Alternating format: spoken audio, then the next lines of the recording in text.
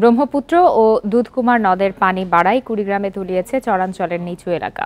পানিতে নষ্ট হয়ে গেছে ফসলি জমি, ডুবে আছে গ্রামীণ সড়কও। সিলেট মৌলভীবাজারে বন্যা পরিস্থিতির উন্নতি হলেও এখনও আশ্রয় কেন্দ্রে 16,000 মানুষ। সুনামগঞ্জে বিভিন্ন সড়ক পানির নিচে থাকায় সড়ক যোগাযোগ বিচ্ছিন্ন। এখন জন্ম সনদ দিয়ে খোলো বিকাশ স্টুডেন্ট অ্যাকাউন্ট।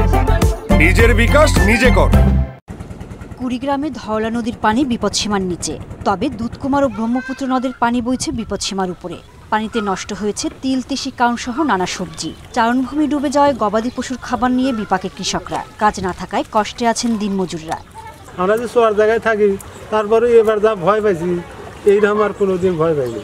এত ধার নদীর শুরু, কষ্ট করে ঘাস কাটে আনে আর কি খাওয়ান লাগে। খেরমের যা ছিল পলটা সব তো ভাসে গেছে। যমুনা নদীর চরাঞ্চল ও নিম্নাঞ্চলে 10 দিন ধরে পানিবন্দী মানুষজন। দুর্গত এলাকায় বিশুদ্ধ পানি না থাকায় অনেকেই পান করছে নদীর পানি। জেলা প্রশাসনের পক্ষ থেকে বন্যা কবলিত 5 উপজেলায় চাল ও শুকনো খাবার বিতরণ করা হয়েছে। তাবাদে মানুষের তো খাওয়া খাদ্য মনে করেন যে খুব একটু নাই গা বুঝছেন। তাবাদে ভাঙ্গা ছিল, আমরা এখানে আইছি, এখানে খুব সমস্যা। টিউবওয়েলও নাকি পানিও দূষিত পানি আমরা খেতে পারতেছি না। উন্নতি হচ্ছে সিলেট, সুনামগঞ্জ ও মৌলভীবাজারের বন্যা পরিস্থিতি। তবে এখনও সিলেট মৌলভীবাজারের আশ্রয় কেন্দ্রে আছে 16,000 মানুষ। অনেক সড়ক পানির নিচে তলিয়ে থাকায় বন্ধ যোগাযোগ ব্যবস্থাও।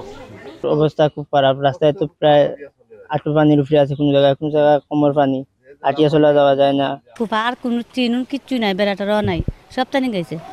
পানি উন্নয়ন বোর্ড বলছে দেশের বিভিন্ন নদীর পানি বাড়ায় বন্যার পানি ধীর গতিতে নামছে। আমাদের সব নদীর পানি কিন্তু বৃদ্ধি পেয়েছে।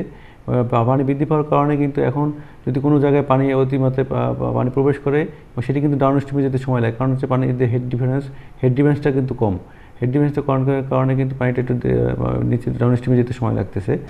ঘরবাড়ি ও গ্রামীণ সড়ক ডুবে থাকার কারণে দুর্ভোগ বেড়েছে পানিবন্দী মানুষের।